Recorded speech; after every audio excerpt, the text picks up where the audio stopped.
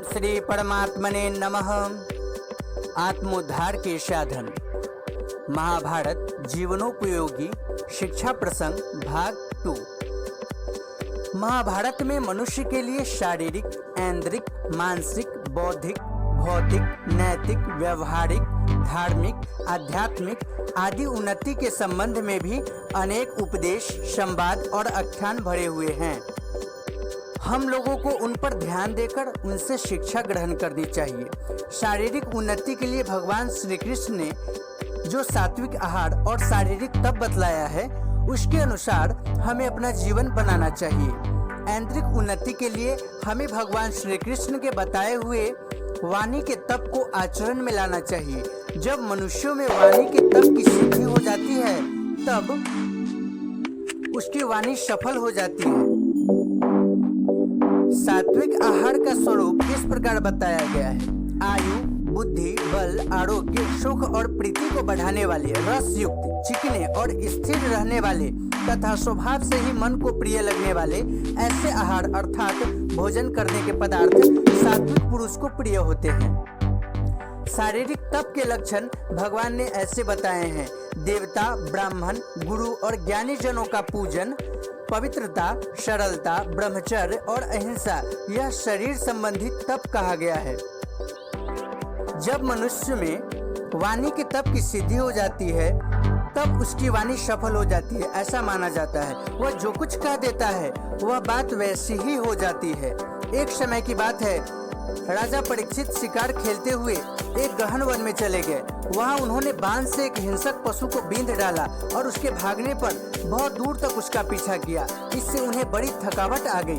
तब वे शमीक मुनि के आश्रम में आए। मुनि मौन व्रत धारण किए हुए थे, अतः उन्होंने पशु के विषय में राजा के पूछने पर भी कोई उत्तर नहीं दिया। तब राजा ने कुपित होकर धनुष की नोक से एक मरे हुए सांप को उठाया और मुनि के कांधे पे डाल दिया, किंतु मुनि ने तब भी उनकी उपेक्षा कर दी। इधर मुनि पुत्र श्रृंगी आचार्य की आज्ञा प्राप्त कर घर लौट रहे थे।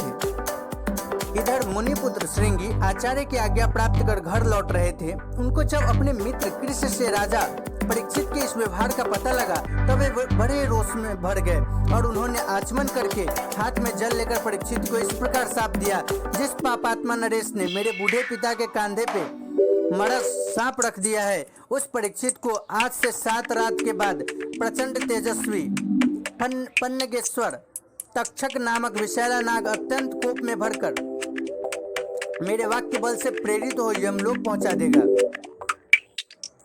श्रृंगी ऋषि के इसी कठोर शाप के फलस्वरूप राजा परीक्षित को तक्षक नाग ने डसा, जिससे उनकी मृत्यु हो गई। यह है एक सत्यवादी तपस्वी मुनि कुमार की वाणी का प्रभाव। आइए जानते हैं कि वाणी संबंधी तप किसे कहा जाता है। जो उद्वेग न करने वाला, प्रिय और हितकारक एवं यथार्थ भाषण है तथा जो वेद शास्त्रों के पठन का एवं परमेश्वर के नाम जप का अभ्यास है, वह वाणी संबंधी तप कहा जाता है।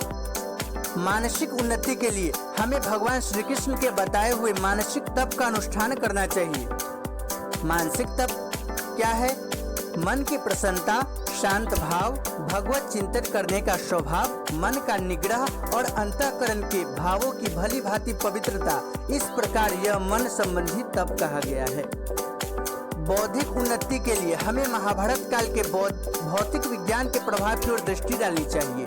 उस समय भौतिक उन्नति आजकल के वैज्ञानिक आविष्कारों से बहुत ही बढ़ी चढ़ी थी। मार्दिकावतक देश के राजा साल्व के पास एक ऐसा नगरकार विशाल आकाशचारी विमान था जो चालक के इच्छानुसार चलता था।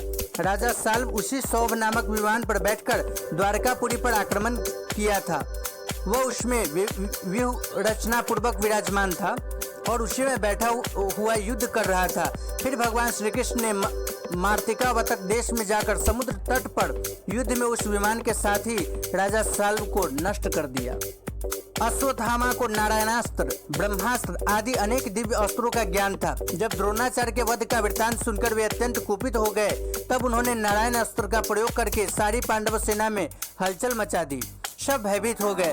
उस समय उसका निवारण कोई भी न कर सका। तब भगवान श्री कृष्ण ने कहा, योद्धाओं, अपने अस्त्र शस्त्र नीचे डालकर और सवारियों से उतरकर इस अस्त्र के शरण हो जाओ। भगवान नारायण ने इस अस्त्र के निवारण का यही उपाय निश्चित किया है। भूमि पर निहत्थे खड़े हुए और इसके सामने हाथ जोड़कर नमस्कार करने वाले तुम लोगों को यह अस्त्र नहीं मारेगा। योद्धाओं ने ऐसा ही किया।